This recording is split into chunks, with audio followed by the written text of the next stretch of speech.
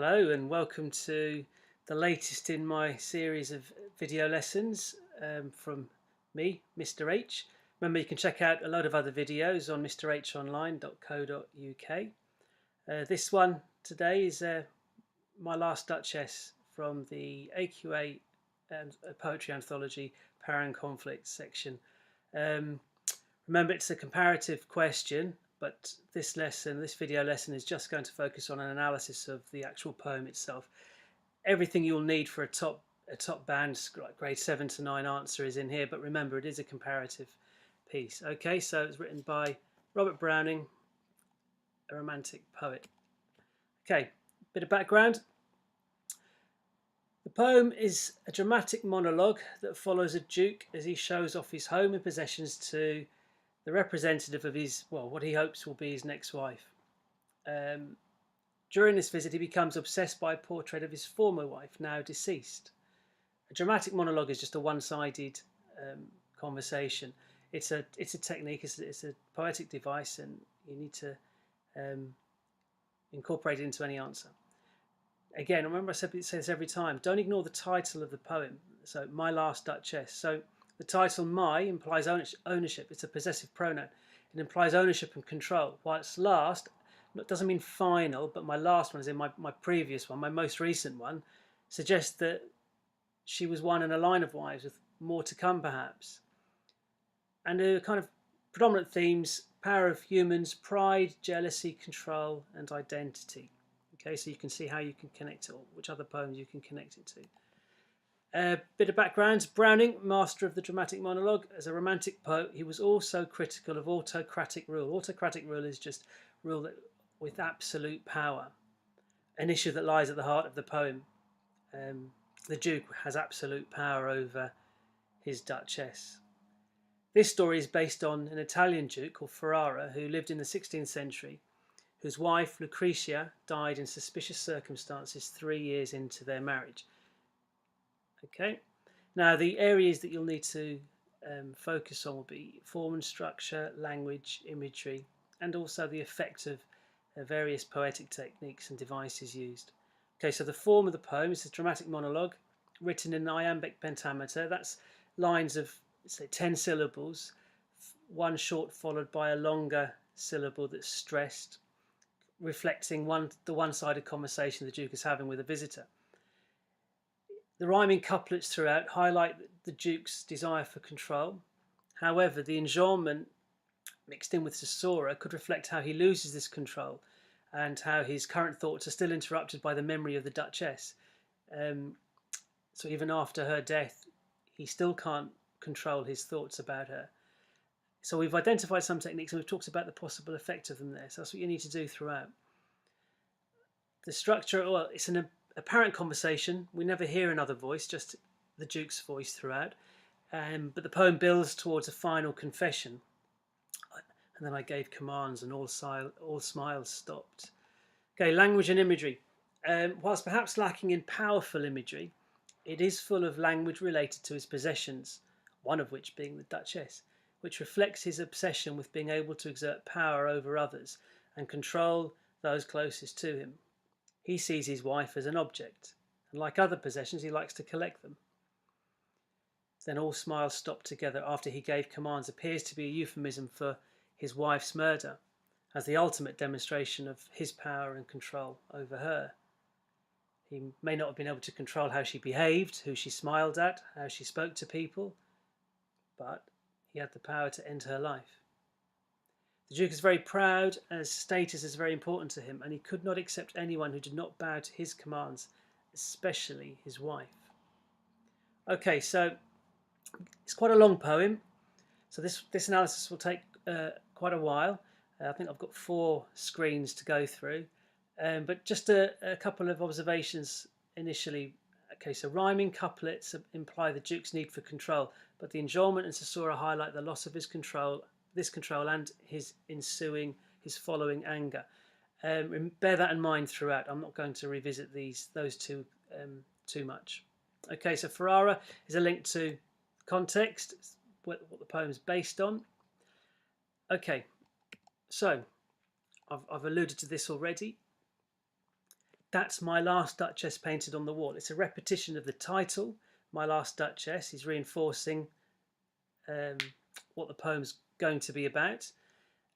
My is a possessive pronoun indicating his sense of owning the Duchess. Last implies there were others. He's collecting them like possessions. That's my last Duchess painted on the wall, looking as if she were alive. This sets a sinister tone. The caesura after alive, so caesura, remember, is any punctuation in the middle of a line. It can be a comma, it can be a hyphen, in this case it's a full stop. Could reflect the end of her life. It's placed after the word alive, so looking as if she were alive, okay, we know she's not. I call that piece of wonder. Now Fra Pandolf's hands. He was a famous artist, so kind of emphasising the wealth or the power or the status of the Duke. Works busily a day, and there she stands. Will it please you, sit and look at her? So this kind of reminds us that he's clearly in a conversation with someone, but he doesn't wait for a reply. He simply continues. I said Frau Pandolf, and that with the punctuation there and after her with the question mark, will it please you sit and look at her? He just carries on straight away. He's not waiting for a reply. Doesn't need a reply. I said Frau Pandolf by design, for never read strangers like you that pictured countenance, the depth and passion of its earnest glance. Just saying that it's amazing how effective this portrait is of his Duchess, how the depth the artist has managed to achieve. So he's proud, the Duke. He's proud of the quality of the work.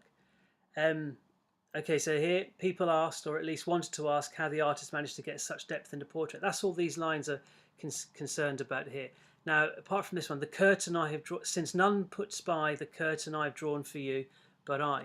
So he's got this portrait hanging up on a wall, but it's not for all to see. It's behind a curtain, and it's only the Duke that decides who gets to see this portrait. So even after death, he controls who sees her. Okay, we revisit this desire, this need for control that the Duke has. And seemed as they would ask me, if they dared, perhaps, how such a glance came there. So, not the first are you to turn and ask thus, Sir, 'twas not her husband's presence only called that spot of joy into the Duchess's cheek. Okay, so implies a question from the visitor, but we only hear it via the Duke, again reflecting his complete control. Now, we've got this spot of joy on the Duchess's cheek, just a blush on her cheek. And here we have that kind of first sense of jealousy, perhaps, because it wasn't him that caused this blushing of his wife. Okay, it was obviously the artist, and maybe he can't cope with the thought of another man causing that response or reaction in his wife. Okay, moving on to the second section. Let me get these all up, because it's easier like this. Right, okay, so Fra Pandolf chanced to say, her mantle laps over my lady's wrist too much. I mean, we've got my lady's wrist, so possession. He's trying to explain her flushed cheeks. He's growing jealousy, perhaps, as he reinforces his ownership with the my. So he's trying to explain why she's blushing. Or paint must never hope to reproduce the faint half flush that dies along her throat. Right, okay, dies and throat. Slight shift in tone, perhaps foreshadowing the Duchess's fate. We've got the repetition for calling up that spot of joy, repeated from the previous screen. That spot of joy, repeated this to illustrate just how much he's bothered by it. He can't let it go. Remember, she's dead. He's getting himself riled up and more angry again. He's just looking at a portrait. He's actually trying to impress the emissary of his future, his next Duchess, if you like. Emissary is just like a diplomatic representative. And that's who he's showing around his property and showing off his fine art and wealthy possessions. But he's getting sidetracked by this portrait, this painting of his last Duchess. She had a heart, for calling up this, okay, she had a heart, how shall I say, too soon made glad, too easily impressed. reveals a little bit about her character. Remember, we only learn about her through him, but even through his embittered voice, he reveals that she was happy and friendly. But he doesn't see this as a positive. He sees this as a criticism. Maybe she was a bit too flirtatious for his liking. Or maybe she just wasn't allowed to speak to anybody else, and yet she did. Too easily impressed. She liked whatever she looked on, and her looks went everywhere. Everywhere. Word everywhere there implies his inability to control her. Sir, 'twas all one. My favour at her breast, the dropping of the daylight in the west. It was all but one. She couldn't tell what was important and what was less important, what was frivolous and what was serious, and this frustrated him. And he goes on to list what she liked and what she responded to, and the use of enjambment here implies that his own anger is getting away from him rather now. So the drooping of the daylight in the west. So she loved the sunset. The bough of cherries some officious fool broke in the orchard for her. The white mule she rode with round the terrace. All and each would draw from her alike the approving speech. So she really loved simple things. Okay, he didn't like this. He would have far preferred a dour and subservient wife, like miserable and quiet and does as she's told. Okay, on to the third one. Or blush at least. She thanked men, good, but thanked somehow. I know not how, as if she ranked my gift of a 900 years old name with anybody's gift. So a combination of punctuation and repetition creates a stuttering effect, which highlights his growing frustration. The 900-year-old name, he obviously has great pride, as in his own name is not shared by his wife. Sorry, the pride in his own name is not shared by his wife, who gives it as much importance as she would to any other gift she receives. And this, he finds this unacceptable. She should be grateful for having been allowed to marry such a prominent, powerful and wealthy individual as the Duke. But she doesn't appear so. She's not gracious enough. Okay, the word stoop is repeated 3 times. I'm not sure on this screen, but in the poem it's repeated 3 times to highlight how he feels his wife perhaps is beneath him, not worthy to carry his name. He won't lower himself to tell her how to behave or to impress upon her how important his name, his title is. This sort of try, even had you skill in speech, which I have not, to make your will quite clear to such an one and say, just this or that in you disgusts me, here you miss, or there exceed the mark. So he's saying that he's not going to lower himself to tell her how to behave. However, his reason is steeped in false modesty, as he's not stopped going on about the Duchess, but he's then trying to claim that he hasn't got the speech to talk to her, he hasn't got the desire to talk to her. But as is evident in this dramatic monologue, he's completely obsessed by her still. The word discuss reveals a little more about his true feelings towards the Duchess's behaviour. Herself be lesson sown, or plainly said her wits to yours, forsooth, and made excuse. Even then would be some stooping again, and I choose never to stoop. Oh, sir, she smiled, no doubt. So even criticising his wife is beneath him, he claims, whilst criticising her. He doesn't believe he needs to be reminded how to behave. Total control lies with him. Okay. And here we have the structure building up into this final confession. Whenever I passed her, but who passed without much the same smile? This grew. So she was smiling too much at everyone. I gave commands, clearly growing suspicious of her behaviour. Is I gave commands a euphemism for saying he'd murdered her? Then all smiles stopped together implies that yes, it is. So she was smiling too much. She was maybe behaving in a way he found unacceptable. He couldn't control how she was behaving. Maybe he'd repeatedly warned her or asked her, told her, instructed her not to continue behaving in the same way. She refused, declined. We don't know. Maybe he didn't say anything to her at all. Maybe this was all going on in his mind and he was becoming increasingly frustrated and angered by her behaviour, but didn't have the capacity or courage to speak to her. Maybe he wasn't brave enough. Maybe he knew that she wouldn't pay attention to him. So rather than put himself in that humiliating position, he decided he'd give the requisite commands and end her life. Then all smiles stopped together. He's absolutely, can you think of a greater demonstration of absolute control over somebody than by deciding when their life ends? Okay, so that's his confession. Then there she stands as if alive, repeating that from the second line. There she stands as if alive.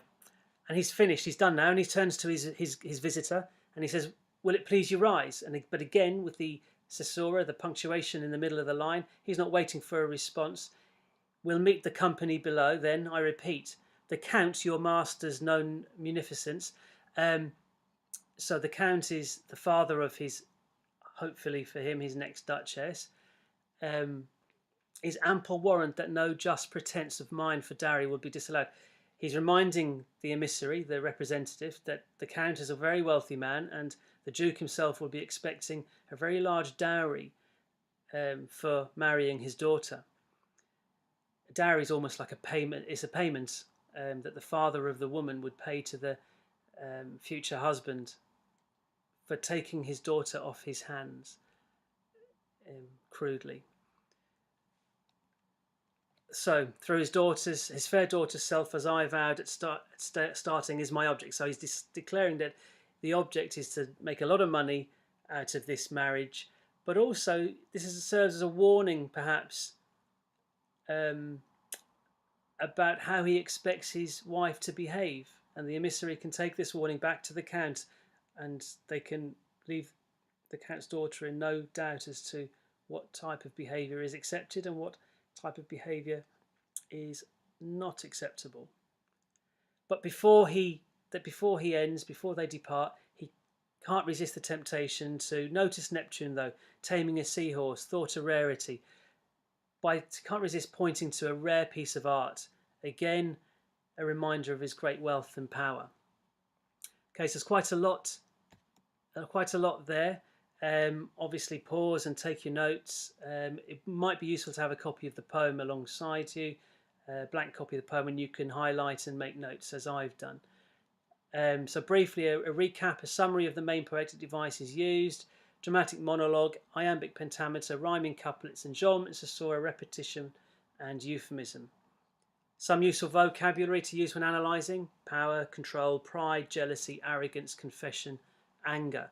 And again, remember, when you're comparing poems or when you're deciding which poem to compare to which poem, don't look to structure, look to ideas.